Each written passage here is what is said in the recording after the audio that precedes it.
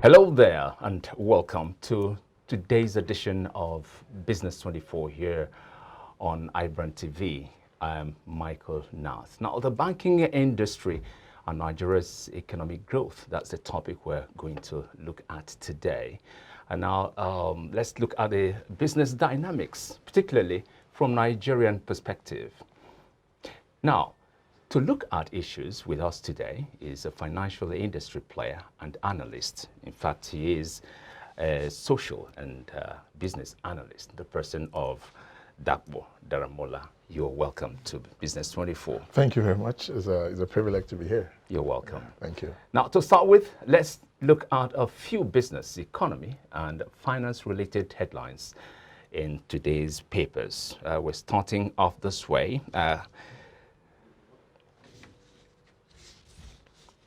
Probe alleged misuse of 4.5 billion naira COVID-19 funds by Kogi government. This is SERAP asking the Buhari administration to go ahead and probe.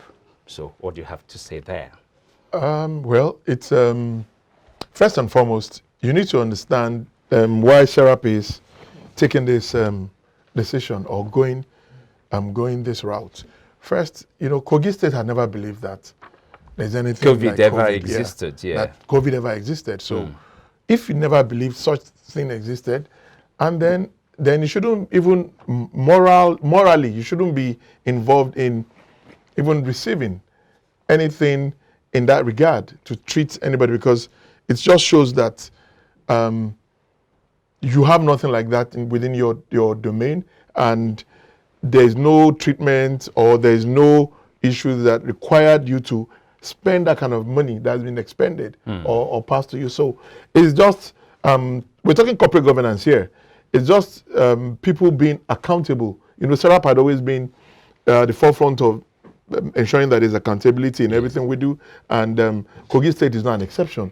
Knowing full well that it's a state that prides itself with one of the youngest governors around. You know, and if we're saying tomorrow, we believe that the youths of today will handle tomorrow. It starts from here. Leadership starts with responsibility and accountability. So, I mean, the state, SERAP is right. So they need to actually account for it.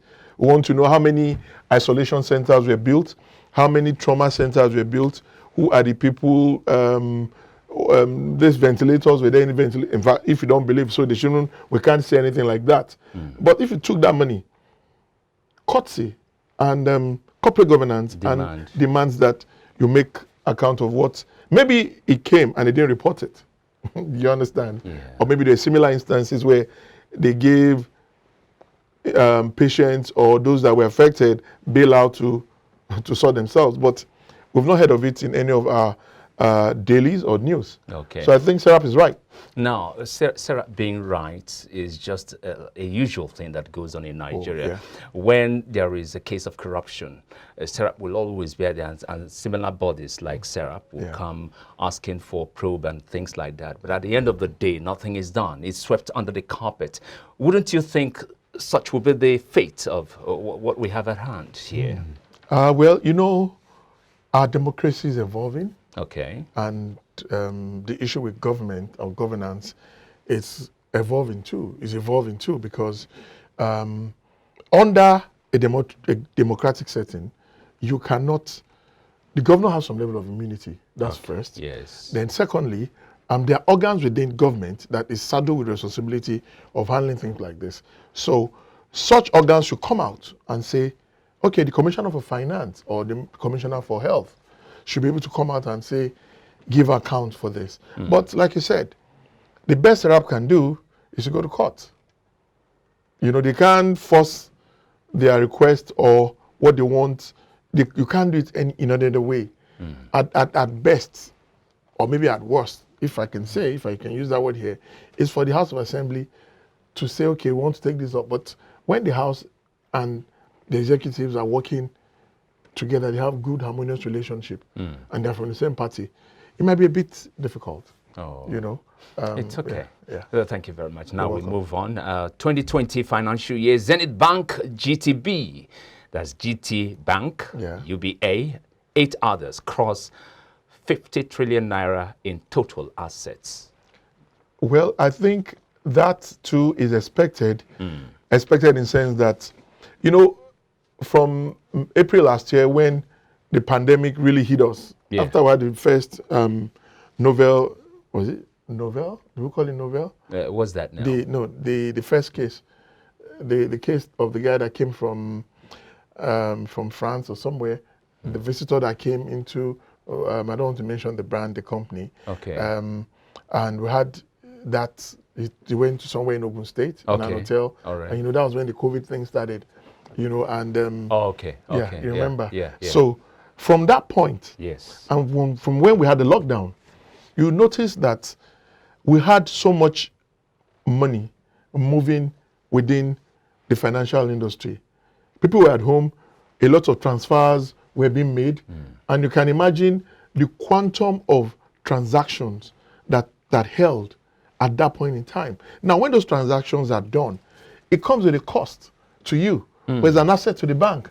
You can imagine if on every transfer you made, yeah, or you did then, you made and you're charged even 50 naira, and you had like Accumulatively, 20 in a that's day. Quite a lot of money. Yeah, and sure. from one person. We're not talking about a week. Then we're talking about churches too, giving money online, paying your tithes and offering online. It comes with a cost. Now, we're living, the pandemic kept us in a digital space. So we had to activate all the digital infrastructure and opportunities that were there. So you had to transfer money to this person, and in some estates, they had no cash. So in that estate, what they do is they had shopping complex. So you buy bread, you transfer, you do this. So there was more of a cashless system, and cashless comes with cost because it's different from when you go and withdraw cash from the bank. Yourself. Nobody's going to charge you apart from maybe COT, and which is virtually not even there anymore. But this is a system. But this is a system. It's system generated. So with the quantum of transactions that took place, and the major banks, the ones you just mentioned, were part of the major banks that people were trending with. In fact, there's one of them, I won't mention the name because they didn't pay for advert. They did too. Yeah, so you're saying that you have, if you mention 10 people that you want to give money to now, their name will come out as maybe 7 people will mention that bank as they have an account with. So you can send money to me on this. So those banks had a nice transaction regime where people were sending money, even recharge cards. Do you understand? The telcos, you were loading credit. So the USSD, yes. So there was so much money that was moving from the bank, whether it's moving out or moving in or moving within. As long as there's a transaction, it comes with a cost. That cost is an asset to the bank, and that's why they're declaring good dividend. And mind you, there's also an arm of banking that the bankers are not aware now. Okay. I hope this is not going to be a promo. No. Because they didn't pay for it. No, they didn't pay for it. They're not aware, but in the long run, it's good for the economy. But it's going to enhance their profitability in the nearest future. Look at what happened during the pandemic. Okay. A lot of banks were not opened, and they declared this much assets. What does that tell you? That we don't need to have too many branches all over the place. Now, what have they done? They have moved their operation, fragmented it in a way that anybody can access them from your street, from the village, anywhere. It's called POS. Certain banks realized the non-effectiveness, of having too many people as staff, working. A certain bank, I wouldn't want to mention its name here, and threatened to sack, I don't know, a huge number of staff. But I wouldn't know. People reacted and stopped it. Now they during that pandemic, we had a bank. It might be the same bank that gave so much money as bailout. It's the same bank, and you couldn't pay salaries, and you give money as bailout. And it's also allude to what I said earlier. Okay. The banks are now saying that we don't need too many branches or too many top-heavy executives working for us. To be successful. I can give my service to one guy or one lady down on a street. I can have 10 people with my device, and they use their generator to power it. These people use their generator, their light, and everything. All you're just doing is giving them that device, which comes to them at virtually no cost, and they can't use to do any other thing but your transaction. But now they're doing transaction within your bank, paying money to people from other banks, and you're still earning money. You're going to earn about 100 naira for, I think, 5,000, or 200 for 2,000, or every transaction you do, there's a cost that you're paid. Yeah, so, very briefly now. So what you're saying in effect is that the COVID-19, which a lot of people have been crying about and stuff, is a blessing in disguise for the banks. Yeah, it's a blessing in disguise for not just the banks. You know, the COVID actually took us from an organic system that we're used to, organic, what do you call this thing? Analog system. Okay. And to forcefully digital.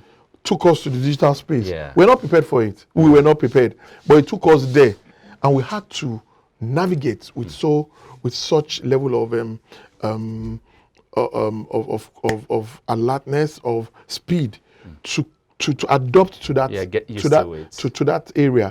And the industries that really made money then, the financial industry, money was moving around, food industry, people were buying, and then health and Medicare, you know, pharmaceuticals, and then the biggest one that was involved in ensuring that there was this commerce was logistics. Wow. All right, let's move forward. 228 billion naira oil, gas fabrication facility rots in Lagos Creek. Yeah, you see that headline is not. I mean, a lot of people will not be happy with such humongous amount. Just lying fallow in the creek, Lagos Creek. Fabrication, you know, we spend so much money on oil and in the oil and gas industry, starting with refineries. Way back when we were young, we've been hearing refineries, you know, and turnaround maintenance and everything, and yet we cannot get there. You know, it's sad because.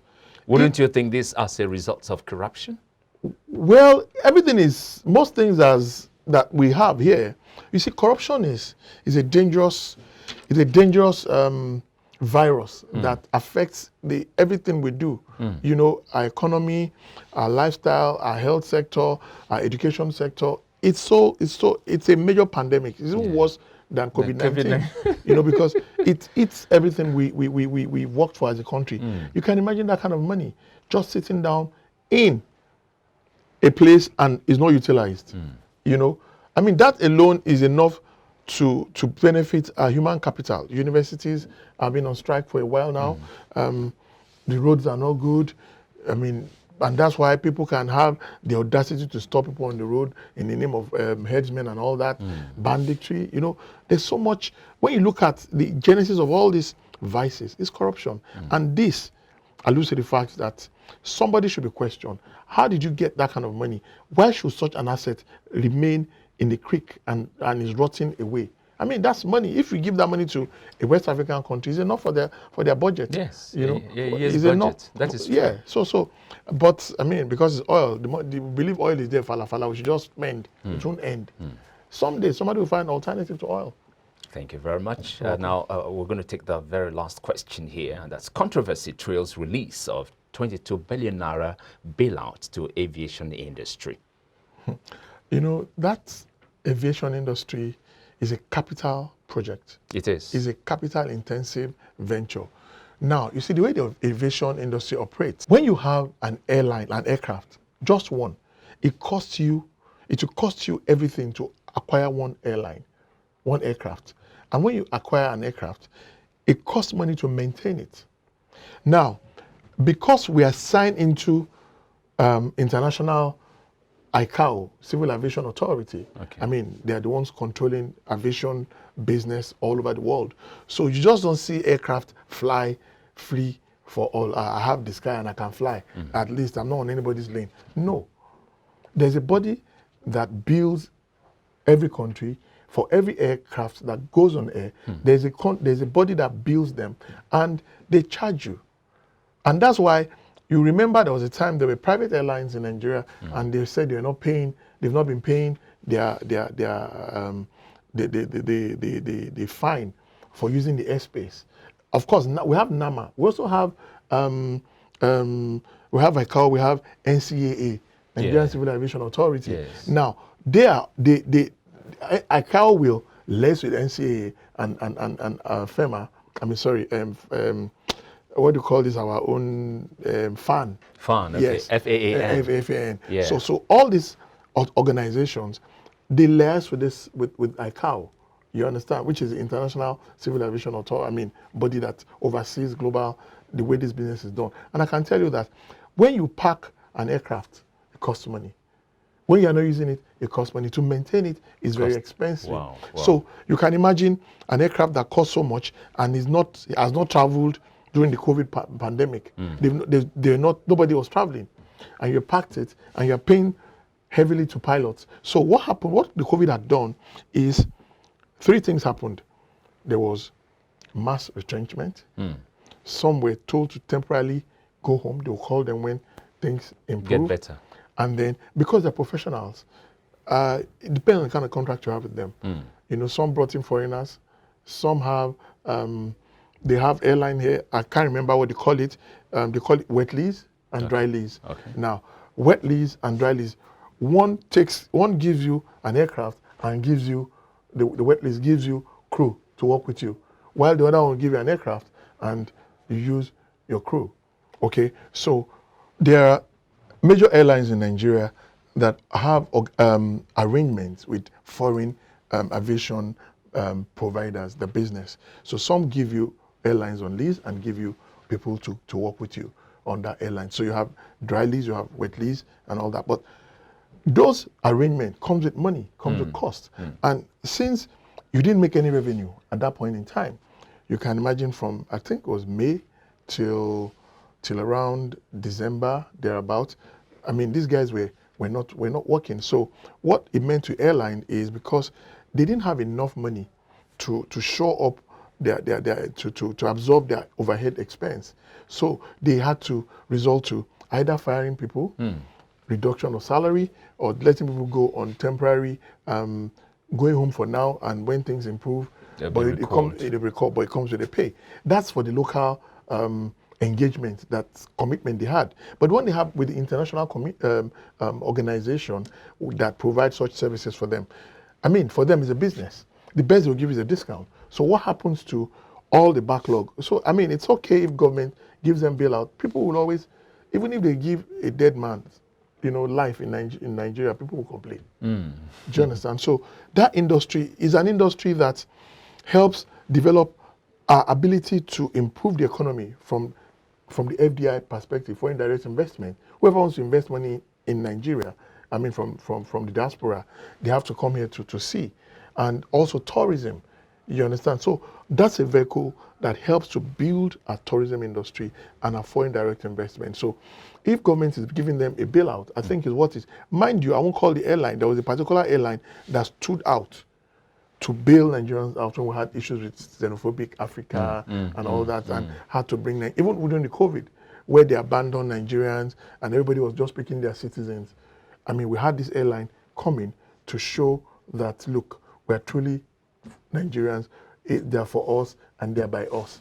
So I think it's worthy, and I think government should give a particular proportion of that bailout to them, because they stuck their neck out when it was needed. So it's a right step in the right direction. It's a right step. Thank you very much, Dapo. You're still very much around, so we're going to come back to you before the end of the show. You still have a lot of things to thrash out, with regards to the questions we have lined up for you here on the trending issues. You're still watching iBrand Business 24. We'll take a break now and come back shortly with more.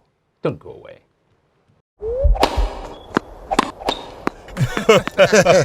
Oh boy, winning you was so easy. I just couldn't stand those your powerful shots. That's what happened. Really? Let's go to my place for dinner. This fufu fufu is so nice. It's true unripe plantain flour. True unripe plantain flour is delicious. Yes, true unripe plantain flour is what I serve my husband for swallows. It's easy to prepare, fortified with vitamin A, low in sugar and cholesterol, rich in fiber that helps the heart, builds and strengthens the bone, and his energy level is boosted. Through unripe plantain flour, no additives, 100% natural, a product of Pali Agro Products Nigeria. Through unripe plantain flour, available in all leading stores nationwide. Yeah, you're welcome back to watching iBrandTV, and this show still remains Business 24. Year after year, virtually all Nigerian commercial banks declare huge profits in their annual financial reports. As business concerns, such huge profits are clear indications that each of the banks did good business during the year in view.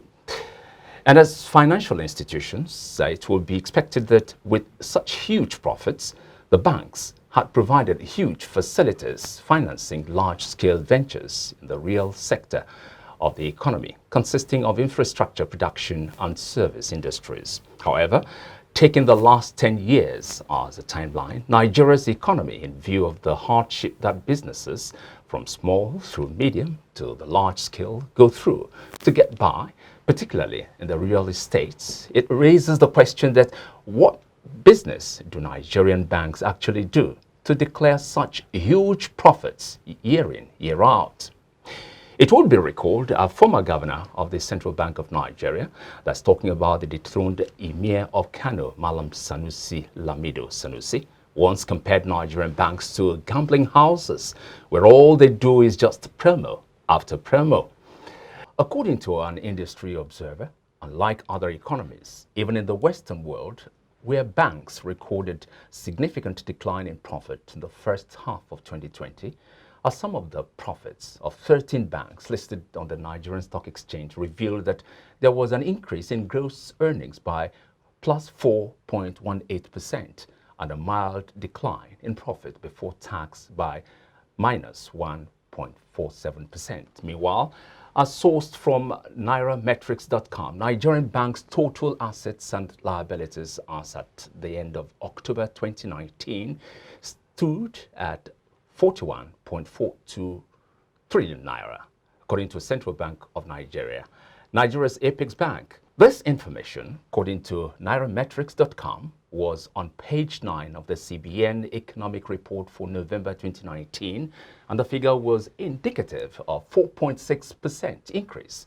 when compared to the amount recorded in September of the same year. Also, almost immediately, she settled down as the DG, that's Director General of the World Trade Organization, WTO, Ngozi Okonjo-Iweala, paid a working visit to President Muhammadu Buhari, and she told Mr. President point blank that the need to develop small and medium-scale enterprise SME to grow the Nigeria's economy. On this episode of Business 24, we shall be discussing the banking industry and Nigeria's economic growth, as Dapo Daramola is still very much around here. Now, would you say that one back to you, by the way? No problem. Here. Yes. Now, how would you assess the contribution of or the level of assistance the banks in Nigeria render to the growth of businesses? First and foremost, I'll take it from two angles. Okay. The banks in Nigeria, yes, they can make all the money they're making, the gross earnings. And I said it earlier in the show, while in this program, what can be attributable to such increase? You know, 50 naira, 100 naira here and there, you have millions of customers per day. And one does like 5 transactions and paying 50 naira. You know how much that is? That's 250. Now, you're not talking about every day for every other person. Yeah? So that aside, the Nigerian banks, they've been able to earn for themselves revenue because of the way they're structured. Okay. But looking at it holistically, what are they doing? They're not doing more of investment banking. They're just doing trading. not trading. Okay, trade-related activities. I have 1 million naira, and I put it in an account.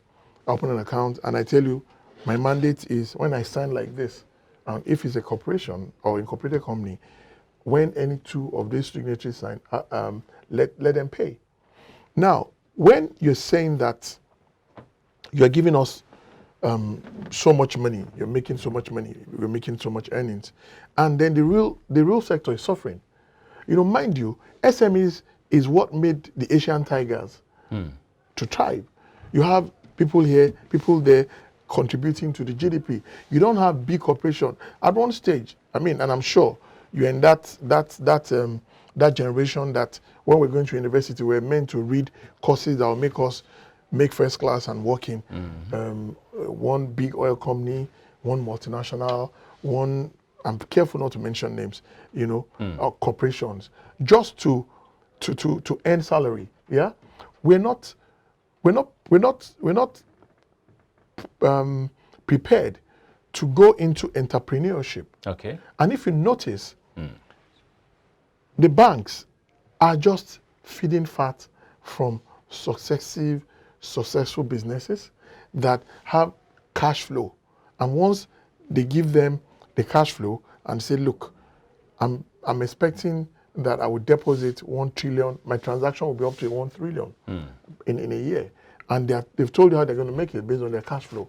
Of course, the banks will be happy to warehouse your money and help you pay when you need. But if me or your good self go to the bank and say, I have a business idea and I need like 50 million naira or 100 million, I can assure you that before the bank release that money, it will take a while. But they have to do, after KYC, they have to do something they call credit risk management requirement. And what that means is that, what's your cash flow? Who are your clients? Wow. What's the collateral? Is it a blue chip company? What is the commodity or service you want to provide? How viable it is. Of course, it's nice for them to do all those nitty-gritty tests to ensure that, look, this guy doesn't fail us. Yeah, he doesn't fail us and because don't lose. you're taking other people's money. They're going to give you other people's money. So what the banks need to do is to have a pool of fund that they can use to finance long-term projects, which comes at a single-digit cost of capital. But what they're doing is they're using short-term fund to finance projects that are similarly long, you know, not too long, maybe short term, or a bit, maybe further, not too long and not too short, maybe midway. And then the cost of doing that business, the cost of capital is high.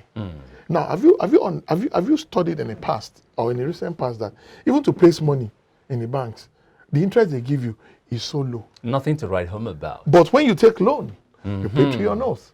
Wow. You know, so those are where they make money. So when we're talking, that's why I said it's a mixed bag. And if you're going by what our sister, who is in the World Trade Organization, came to discuss with our president, I mean, she has seen the entire globe business-wise, and she knows what this person is doing well, what the Asians are doing well, what the Europeans are doing well, and they're building the economy. You know, look at what Computer Village is doing. Go to Computer Village, it's an industry. You can imagine if you have those kind of setup, not even in computer, maybe in other things, and then you empower young boys, they're good in coding, they're doing in this, and they can develop things. Mind you, Nigerians are very intelligent. Very intelligent. Smart, yes. So if we can push money to the SMEs, then it will grow our economy. Madam Okojo Mwala came and said, look, let's expand trade. Was telling the president. And what that means is that the banks have been saddled with the responsibility that they need to go back and re-strategize. How can we put money in this economy for the SMEs to thrive? It's not just by saying, I know this business will make so much money. You understand? And then they give money to those that they know, the big names, which I won't mention too, the successful businesses in Nigeria. Even if when they don't have collateral, they give them money. But if you and I go there, they need to do their KYC. All the scrutiny exactly. and stuff. Because it's corporate governance. So that was Thank you so much, Dapo Daramola, business and social analyst. It's been quite an insightful discussion. Thank you very much. Thank you very much. When next we call you, you'll be here. No problem. Thank you so very much. Thank you, sir. And we have to thank you also for being part of the discussion today on Business 24 here on iBrandTV. It is at this juncture that we draw the curtain, but look forward to having more interesting, more trending stories on Business 24 when next we come your way. Thank you so very much. I'm Michael Nath.